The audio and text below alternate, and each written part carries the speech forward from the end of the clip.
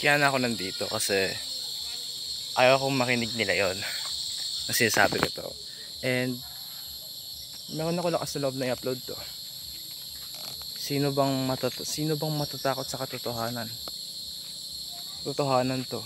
Ba't ko kakatakutan? Ito hustisya ko.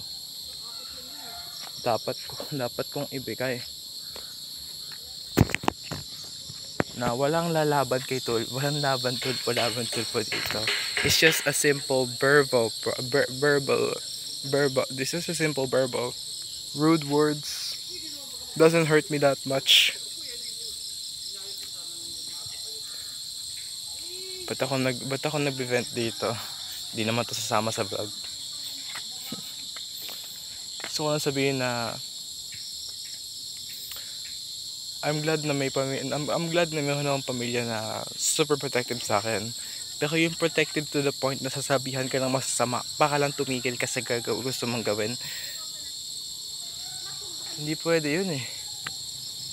In fact, masakit.